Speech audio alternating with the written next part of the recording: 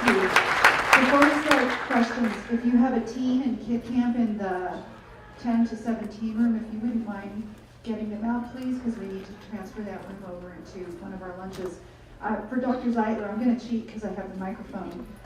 Number one, do you recommend that every parent post-hemispherectomy have their child get a base endocrine panel so that they can make some comparisons in the future?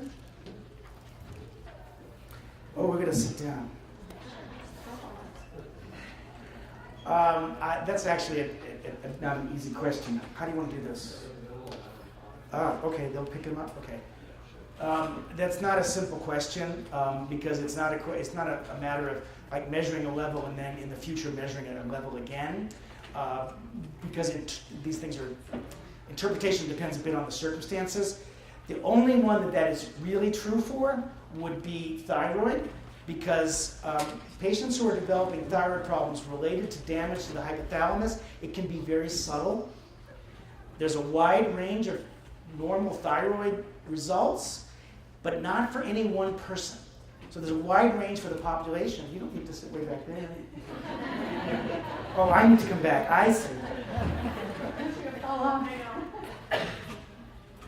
There's a wide range of normal range for T4, but any one person is more narrow. And so if you start seeing a falling, even if it's only a mild defect, so somebody who's always been at the upper end of the range, who's now suddenly at the very lower end of the range, that may very well be hypothyroidism. So that's the one circumstance where that's useful. Otherwise, really the endocrine evaluation can take place in whatever circumstance is appropriate. You don't need a real baseline evaluation for that. We're used to doctors saying, well, there's not a whole lot of research on post-hemispherectomy. So I wanted to take an informal poll from the audience. How many of you have a child that's in early puberty? How many of you have a child with central diabetes insipidus? I know there's more than that. Or the opposite, syndrome of inappropriate antidiuretic hormone. Or just confusing water balance. Like, that doesn't seem to make sense. Yeah. Or do you even know? Right. How many of you have a child that is overly hungry or not hungry at all? How many of you have a child that is gaining an excessive amount of weight? Okay. All right, question. Just a quick follow-up question for that. How often would you recommend, or do you recommend, kind of screening labs after hemispherectomy for any type of endocrine disturbances? So, again, this is based on no data, right? So if you're just thinking about it, I would say the easiest thing to do is to establish routine monitoring for thyroid. It's relatively easy to interpret. So I think it would be reasonable to have a thyroid test being measured every 6 months for a little while, then maybe once a year, and then if nothing's happening, you can stop. The other things really are clinical. So monitoring growth is important. Somebody should be paying attention to whether puberty is starting too early, monitoring urine output. There's not tests for those things, really. Those are things that just require good monitoring, and that can be done by a good pediatrician, or it can be done by a good pediatrician, or you can go ahead and consult with an endocrinologist, as long as somebody's paying attention. Questions? What about late puberty, post-hemispherectomy? Yes, so I did discuss that briefly. In my experience, kids with central nervous system problems tend to have early puberty more commonly, but you can certainly see delayed puberty, and that can be easily treated with replacement of sex steroids. Yes, I have a question about appetite dysregulation. My son had his surgery in November, and since the new year, he was 77 pounds. He's gained about 20 pounds, and his appetite is ravenous. Yeah. Is there anything you can do? Besides, we already have everything locked up. Yeah. This is a real difficult problem, and there's no secrets being hidden from you about this. There's been a number of different drug trials over the years. Nothing's really been very impressive. There is a drug now being studied that is promising for hypothalamic obesity and appetite regulation. It works in a completely different way than anything's ever been done before. So it's promising, but it's still early days in human trials. And I have a patient who went for bariatric surgery. And so, sometimes you have to do something very severe if it's becoming developed. It's causing metabolic problems. And there is some reasonable experience with bariatric surgery and hypothalamic obesity. You might worry about it, that like what's going to happen, and if they still have this drive to eat, but it does seem to work in adults who've had bariatric surgery for hypothalamic obesity. Next question. I have a son who's 19 who had a hemispherectomy. Dr. Handler, it's all your fault. Best thing that ever happened to us. But for Dr. Zeigler, we're beginning to see that in the last several years, he's having chronic low potassium. Would that be, a fault of the hemispherectomy, or is?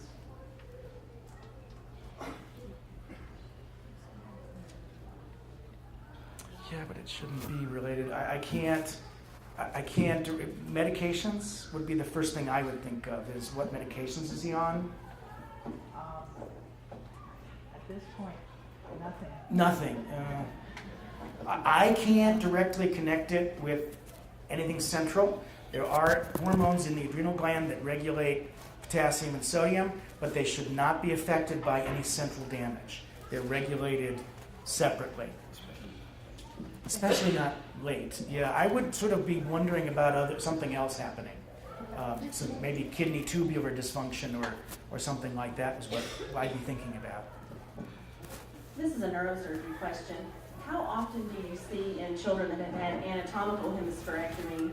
We've had about 25 shunt revisions, very high protein levels, clogging the shunt, and then had an eosinophilic response to typical shunt tubing and ended up with a hypoallergenic shunt, which seemed like a complete shock to our neurosurgery team. How often do you see these very complex proteinaceous responses to the shunts? And what is the best and immediate treatment for that? Because obviously, continued insult of that surgery causes its own risk and meningitis and. Well, so you have to parse this out, okay? Because if in fact what you have is the extraordinarily uncommon reaction to the typical shunt tubing, then it changes everything else that you've interpreted previously to have caused your shunt malfunctions, right? So what she's talking about, for those of you who haven't lived through this, is that the spinal fluid normally has a very low level of protein. When there's some kind of injury or inflammation in the spinal fluid, protein levels go up, which is inappropriate. And there's debate among neurosurgeons as to whether high protein will clog shunts. The shunt manufacturers will say that they don't actually, that the shunts will continue to work with high protein. The non-scientific assessment of many neurosurgeons is that shunts will not work well with high protein. That said, the history was 25 shunt revisions, and again, the problem with shunts is that they malfunction and they cause problems, and it's a real headache. So you started out with 25 shunt revisions. He had a successful first shunt at 5 years of age, got a shunt infection, and was in the hospital for 11 months with 25 consecutive EVD shunt revision, Right. EVD shunt revision, over a 10-month period. It sounds like a horror story that every neurosurgical service goes through about once a year with one patient. There's a glib saying, a joke among, or it's not really a joke, it's that 90% of the problems with shunts happen in 10% of the kids. And the issue there is that there are still things that we don't understand about the body's response to this foreign material being implanted. And there are variations in, we're learning more and more in all over medicine about individual medical circumstances based on somebody's genetic makeup. And clearly there's got to be something to that in relationship to shunts and shunt malfunctions. That said, if it is the case, it is very rarely the case that people report an inflammatory reaction, an allergic reaction to shunt materials. And it's very uncommon, but the shunt manufacturers will make a product that does not, it has a different chemical composition than the standard silicon elastomer shunt that I talked about and showed you. And sometimes that seems to alleviate the problem. I will say that we took care of one kid in our practice. There's one kid in our, and I've been in children's for 23 years, and we've been putting in shunts for a lot longer than that. And so far, we've identified one child who at another institution was said to have a reaction.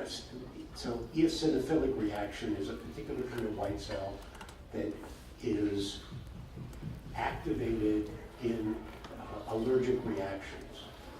And so we've had one kid who had a similar story, not related to hemispherectomy, at another institution, moved to Denver. We followed the child for many years. We always kept in stock for this kid non-silicone-based shunt materials against the potential that he'd have a shunt, need a shunt revision. We eventually went through formal testing of the child to look for such an allergy, and it turned out he didn't have it. Now that doesn't mean that it doesn't exist. It just meant that it's very, very uncommon. And so all we can say is you got to work on an individual basis with an individual child, and it can get complicated. Would you suggest that after X number of revisions and you see an eosinophilic response that you attempt a hypoallergenic shunt, since it's the same surgical procedure, just a different material, just to try to get that outlier that doesn't follow the data reined back in, if that is the case, since there's really no clear-cut case of that? I wouldn't make a broad generalization about it. Once you're at 25 shunt revisions in a year, then you better be thinking long and hard about what you're doing and what you might be doing differently. So, for example, more likely than a shunt, an allergic reaction to the shunt material is an occult infection with skin organisms that don't usually cause a problem, but can cause a problem in the context of implanted material, and may be very, very, very difficult to identify. And, you know, at the risk of going on and on and on and on, these are complicated stories, and we need to let other people have their due. This question is for Dr. Handler.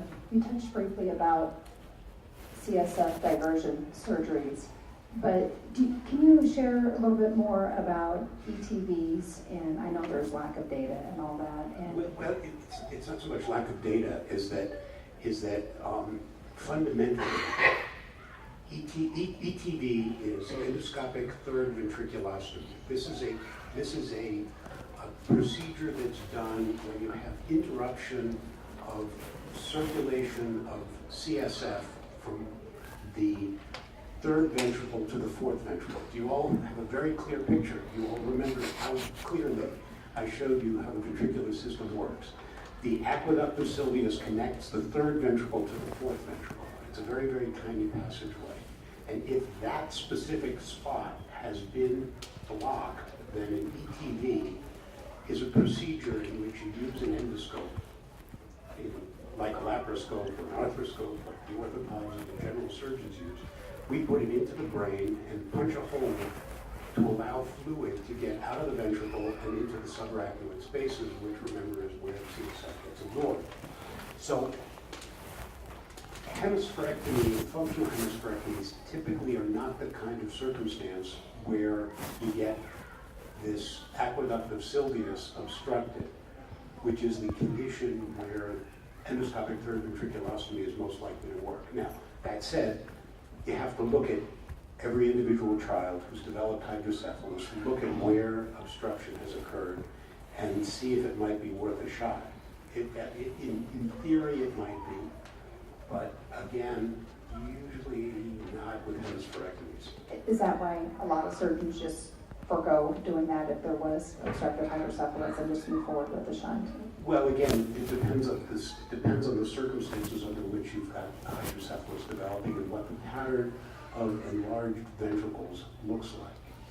And so, I mean, again, you don't want to undertake a surgical procedure because it's cool. Okay, let me back up. The reason this is interesting is because remember I said that the main potential problem, there are two main potential problems for the shunt. One is it's foreign material that's implanted in the brain, it's at risk for infection. Two, it's a mechanical system that's implanted that is prone to malfunction. So if you can if you can figure out a way to treat the hydrocephalus without this mechanical system, then you have a reduced potential for infection and you have a reduced potential for malfunction of the system that you're finally used to establish CSF flow. So that's why it's attractive. But again, you have to look at the individual circumstance of a child who's developed hydrocephalus to see whether an ETV is a good idea or not. Okay, got time for about 2 more questions? With kids who have had no issues post-op with hydrocephalus, as time goes by, years go by, I know we've heard sometimes that increased risk never really goes away from our kids. If they do develop hydrocephalus years out from surgery, is there some particular trigger that causes that you know? Is it they fall on their head? I wouldn't be able to tell you. In our particular practice, I think we're well over 130, 140. Yeah, we've got a lot of kids with hemispherectomies now. The latest we've ever seen hydrocephalus develop was 6 months. The population has seen it. Yeah, I'm just talking about my own experience, and I don't want to speak to other circumstances, but in our own practice, we've not seen it become a problem much later. Have you heard one of them? Like, I think the latest reported case is 34 years. There's one at 29, one at 34. But again, then you have to wonder whether it's a complete. So there are other things that go on late in life that can cause hydrocephalus, and without specific.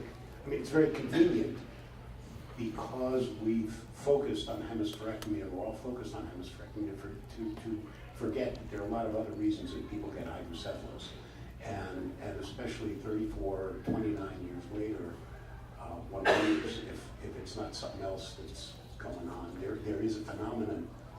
Well, let me back up. Hydrocephalus in adults is fundamentally a different thing than hydrocephalus in kids and hydrocephalus post-op. And so, who knows? Hi, my name is Cynthia. Regarding complications related to hydrocephalus and shunt placement, Sorry, guys. how often, yeah, I know a lot of questions for you, yeah. How often do you see the formation of abdominal pseudocysts? Abdominal pseudocysts happen relatively infrequently, and again, in the context, when we see an abdominal pseudocyst, the first thing we think of is occult infection, meaning an infection that is not showing up with the typical signs and symptoms of infection. Fevers, feeling sick. So there are skin Can you bacteria. just explain quickly the pseudocyst? Sorry. That's okay. Nobody knows what I'm talking about? I do. A pseudocyst is a collection of fluid that is isolated. So normally,